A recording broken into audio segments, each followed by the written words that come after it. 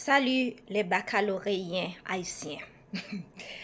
J'ai fait cette vidéo en français parce que la majorité d'entre vous, quand vous avez eu un baccalauréat en Haïti, vous pensez que vous êtes la personne la plus éduquée. La personne qui est, voilà. Une chose que je vais te dire. J'ai entendu ça tous les jours.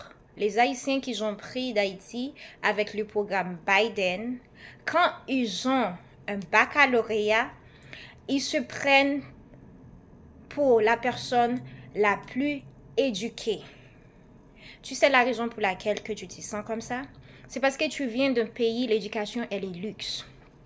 Et du coup, le peu d'éducation que tu as, tu penses que tu es à la hauteur de tout le monde. Mais une chose que je vais te dire, d'une, je voulais même pas juger l'éducation par rapport à un diplôme. Parce que la première éducation, ça vient de la maison. Tes parents et aussi l'intelligence que Dieu te donne. Deux, tu peux toujours aller à l'école, avoir plein de diplômes. Cela ne te rend pas la personne la plus intelligente. J'ai rencontré des gens qui ont des diplômes de docteurs et ce sont des gens les plus bêtes au monde. Toi, il faut être humble dans la vie. N'aie jamais peur de recommencer. Parce que la vie, on apprend toujours, on ne sait pas tout. Et quand Dieu te donne quelque chose, tu dois apprendre à l'apprécier et aussi à partager ton intelligence aux autres au lieu de l'utiliser de rabaisser d'autres personnes. Tu es arrivé aux États-Unis, tu as eu un baccalauréat d'Haïti.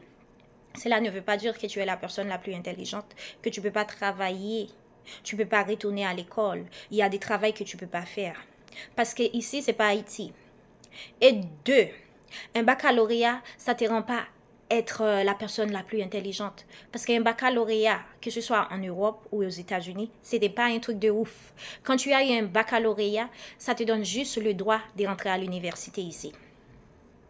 Du coup, si tu étais la personne la plus intelligente, tu allais savoir que avoir un baccalauréat, ça me donne le droit juste d'apprendre plus. Je suis dans un nouveau pays. Qu'est-ce que je dois faire? La première chose que je dois faire, c'est avoir la langue, être capable de me défendre, de trouver un travail et aussi de me protéger.